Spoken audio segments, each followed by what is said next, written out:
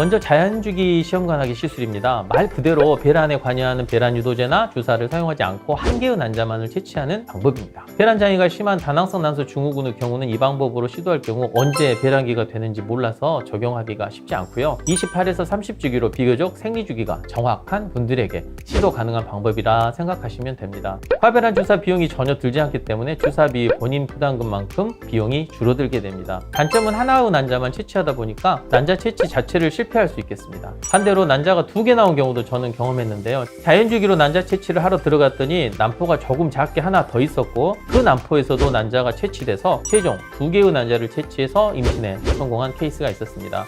단 흔한 일은 아니겠습니다. 또한 경자극법 또는 연자극법이라고 부르는 방법이 있는데요. 이 방법은 페마라나 클로미펜 같은 배란 유도제만 사용하거나 이에 대해 과배란 주사를 75단위의 최소량만 2~3번 이렇게 맞는 방법을 말합니다. 그래서 부드러울 연자를 써서 연자극법, 가벼울 경자를 써서 경자극법 이렇게 부르는 시험관하기 시술 방법입니다. 자연주기에 비해 2개에서 6개 정도까지 난자가 채취되고요. 아예 자연주기보다는 약을 사용하시는 것이 더 도움이 되기 때문에 저는 주로 이 방법을 사용하고 있고요. 주사와 달리 배란 유도제는 가격이 얼마 되지 않아 비용 걱정 없이 경구 복용하시면 됩니다. 이런 정도의 배란 유도를 할 경우 매달 난자 채취를 해볼 수 있다는 점에서 나이가 많아서 난소의 기능이 좋지 않고 멀지 않은 시점에 난소의 배란 기능이 거의 정지될 수 있는 그런 상황에 있는 분들이라면 이런 방법을 이용해서 매달 이식을 해보는 것도 굉장히 좋은 방법이 될 수 있습니다.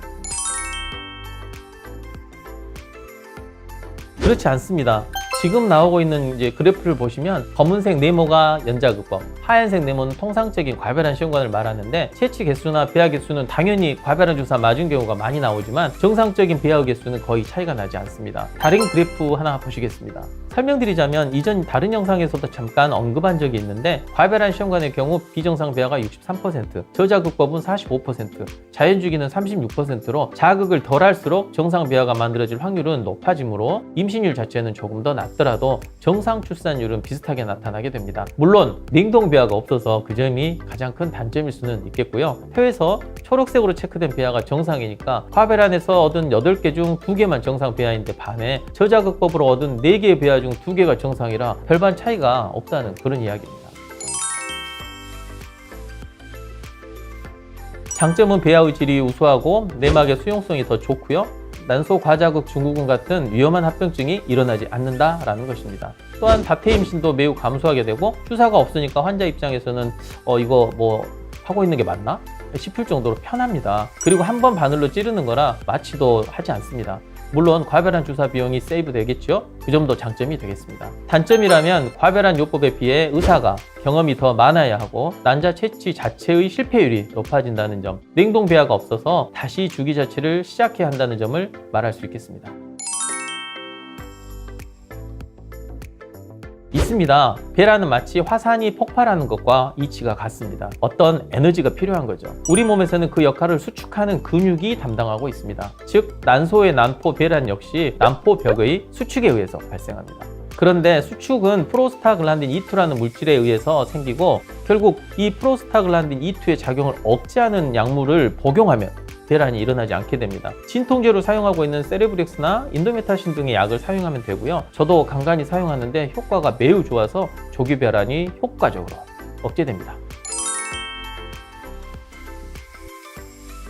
네, 시험관하기 시술을 했을 때 매달 이식이 가능합니다. 지금 보이는 표를 보면 매 주기마다 하나의 배아를 이식해보는 경우에 대한 것인데요. 보시다시피 7회까지는 임신율이 지속적으로 상승하는 것을 보실 수 있습니다. 4회 정도 연속 이식 시도 시 46%에서 단일 배아 이식만으로도 임신에 성공할 수 있기 때문에 이런 방법도 해당 사항이 있는 분들에게는 매우 유용한 시도 방법이 될 수 있습니다. 모아서 한 번에 넣는 것보다 저는 이 방법을 더 추천드립니다.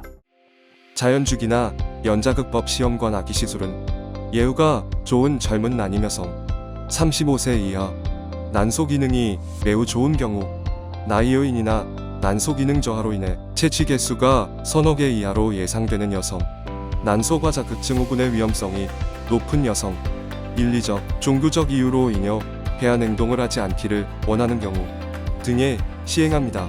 모아서 이식하는 것보다는 하나의 배아를 매달 지속적으로 넣어보거나 차라리 냉동을 한 후 보관 중인 배아를 순차적으로 이틀에 거쳐 연속적으로 이식해보는 것이 오히려 임신에 도움을 줄 수 있습니다. 이 방법에 대해서는 제 영상이 따로 있으니까 신박한 폐아이식 방법이라는 영상 참고 바랍니다. 감사합니다.